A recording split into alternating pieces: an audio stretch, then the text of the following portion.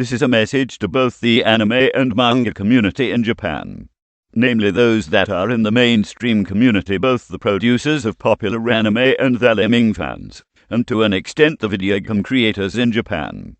I got a problem with you, all of you. Over the majority of the decade, we the fans of Japanese anime, manga, video games, and related media have been noticing a disturbing trend.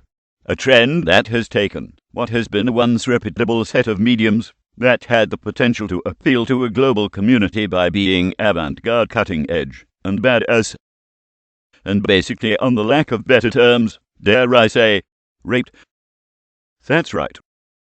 Raped them to become a homogeneous multimedia display of mental and creative masturbation that only appeals to the home audience, and a small group within that audience really even like it.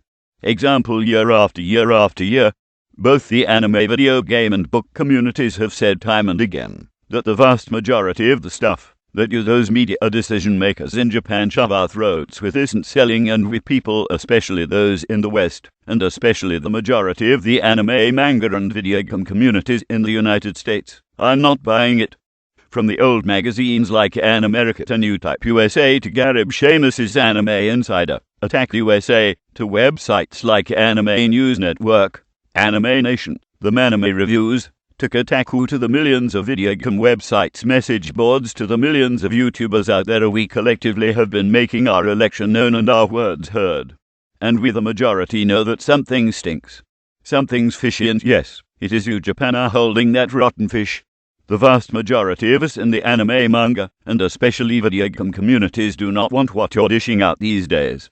It is no secret why so many of the old anime distributors like AD Vision Genius USA, Bandai Entertainment USA, and Central Park Media have long since gone out of business. Why other distributors like Media Blasters and the Right Stuff are rather dormant, and why the once big tent of anime has gotten progressively smaller and smaller over the last 10 years, especially here in the West. Listen up. The reason why those companies I mentioned failed or are struggling is that they only appeal to the otaku, that is Japanese definition, we call them yaboos here in the States, minority. They cold-shouldered the majority of anime fans in the West and other countries. You sold us scores of ass-switching pretty boy by shonen. You sold us non-stop tits and ass. Fan service out the wazoo, harems of both genres.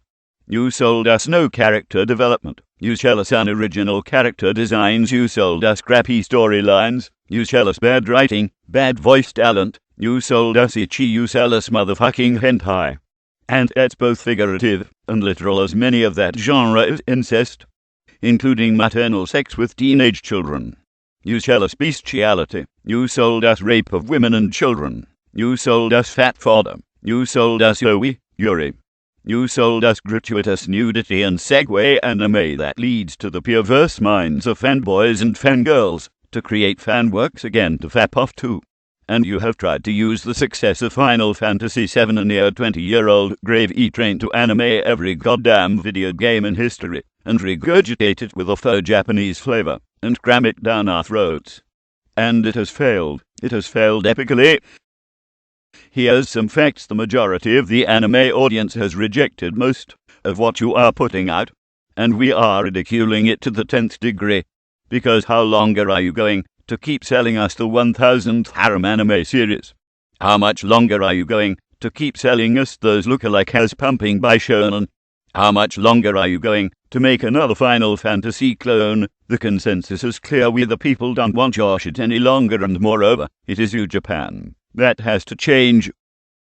We don't want your panties and stockings, your tigers and bunnies, your hoteliers, your spamanos, Hatsune Miku and your Vocaloids. We don't want your Utapres and your Freeze.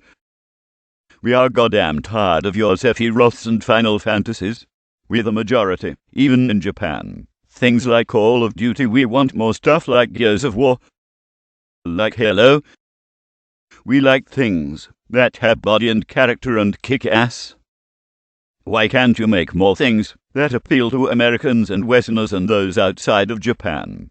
Even the majority of the Japanese, who are just as tired of the repetitive bullshit that come out your quote-unquote creative media. Sure, you made a good choice redesigning Lara Croft, but that isn't enough. You need a creative revolution that will rock your nation and toto. Sap. Why don't you listen to Hayao Miyazaki? Why don't you listen to the great John Kricfalusi? Why don't you listen to the cries of the true fandom who is sick and tired of these repetitive themes?